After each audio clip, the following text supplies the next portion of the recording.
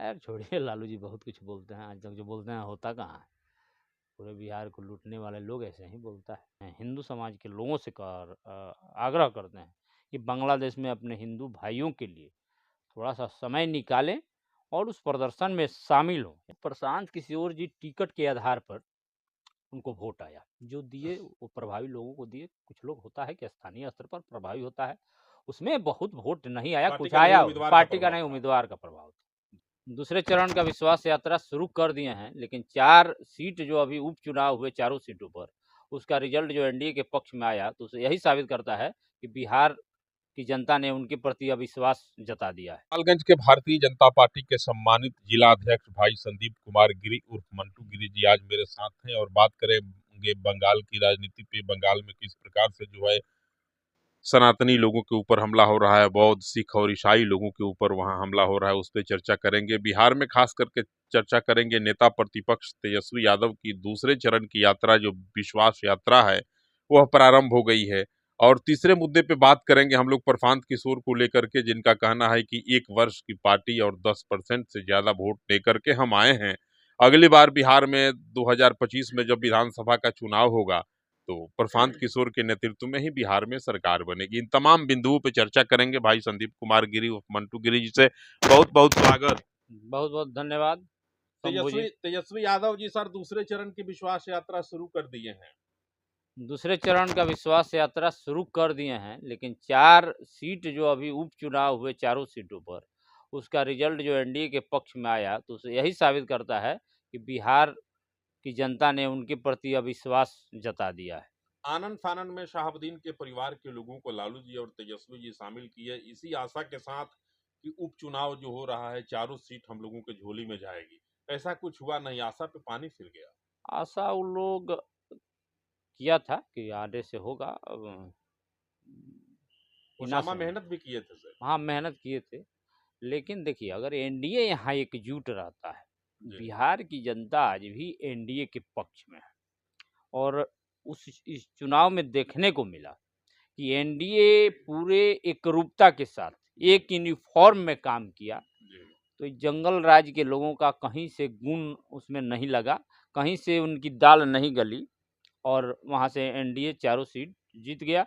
यह बिहार आने वाले चुनाव का भी संकेत है कि एनडीए पूरी तरह से अगर एकरूपता के साथ बिहार में अगर चुनाव लड़ता है, तो 225 हम लोगों का टारगेट है, 225 सीट हम लोग बिहार में लाने का कार्य। शहाबुद्दीन के परिवार को क्या मिला सर? जल्दी जल्दी में लोग राष्ट्रीय जनता दल की सदस्यता लिए, मिला क्या?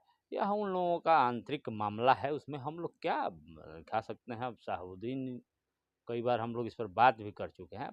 राष्ट्रीय जनता दल का आंतरिक मामला है, जो आएगा उससे हम लोग सामना करेंगे, लड़ाई होगी। लड़ाई होगी, जवाब देंगे। प्रशांत किशोर जी सर कह रहे हैं कि 1 वर्ष की पार्टी हुई, 1 वर्ष पहले इस पार्टी का जन्म हुआ और 1 साल की आयु में पार्टी ने उपचुनाव में चारों सीटों पे 10% से ज्यादा वोट लिया।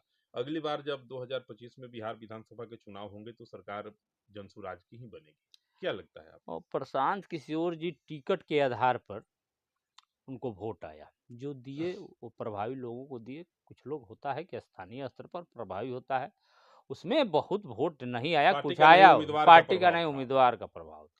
जी, क्या लगता है 25 में प्रशांत किशोर का जलवा कुछ रहेगा? यहाँ से गायब हो जाएंगे बिहार के राजनीतिक परिदृश्य से। बहुत बहुत बड़े राजनीतिक रणनीतिकार हैं सर, कितने लोगों को रणनीति दूसरे मुख्यमंत्री के लिए, बनाए। देखिए दूसरे के लिए कोई बनाएगा तो थोड़ा बना सकता है, मानते हैं, लेकिन अपने बना कर लड़ना और बिहार के राजनीति का मिजाज बिना समझे आप ऐसे ही उतर जाइएगा, तो आपका कुछ यहाँ पर कह दाल तो रहे नहीं हैं कि गलेगा। 10 साल समय देंगे बिहार के लिए, 2 साल गुजर गया, 8 साल मेरा बाकी है। 8 साल में बिहार का कायाकल्प कर देंगे। कहीं 10 साल ही हम रहते हैं किसी भी स्टेट में। दो केवल रोड पर चल देने से जी बिहार का समस्या थोड़े दूर हो जाएगा।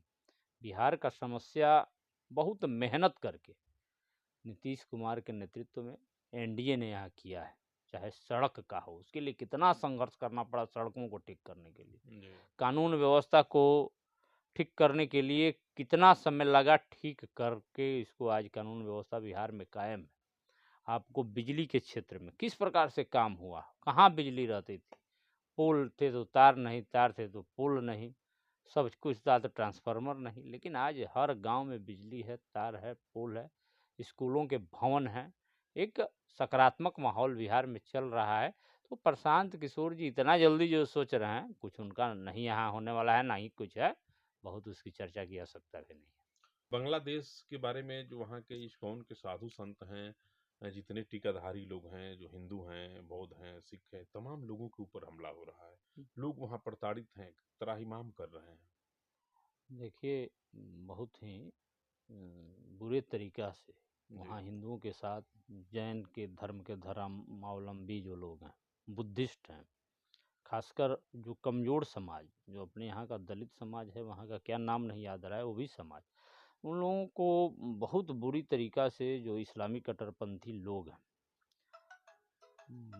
प्रताड़ित कर रहे हैं, मारपीट कर रहे हैं, सार्वजनिक रूप से उनको अपमानित किया जा रहा है, बेटी बहनों का इज्जत को लूटा जा रहा है। जी, तो हम सभी लोग इसके लिए चिंतित हैं और ईश्वर से मनाया करते हैं कि भाई बांग्लादेश को सुबुद्धि दें, कि वहाँ के सरकार से हम लोग मांग करते हैं कि वहाँ के हिंदुओं को रक्षा करें। हम लोगों की मांग है कि विश्व समुदाय इस पर ध्यान जी। आकृष्ट हो। ऐसे चिन्मयानंद सर, चिन्मयानंद वहाँ के बहुत बड़े संत हैं इस्कॉन के। चिन्मयानंद हिंदू को जागरूक कर रहे थे, उनको जेल भेज दिया गया। काफ़ी उनके वकील पे जानलेवा हत्या का प्रयास किया गया। उसी के निमित्त हम लोग कल जी, इससे भारतीय जनता पार्टी इसका समर्थन कर रही है, हम लोग कर रहे हैं, जी, भारतीय राष्ट्रीय समाज के द्वारा जी, अंबेडकर चौक पर जी, उसके विरोध में एक महाधरना और साथ साथ प्रदर्शन का कार्यक्रम आयोजित है। जी, सभी आपके चैनल के माध्यम से भी जी, सभी राष्ट्रवादी लोगों से आग्रह करते हैं, हिंदू समाज के लोगों से आग्रह करते हैं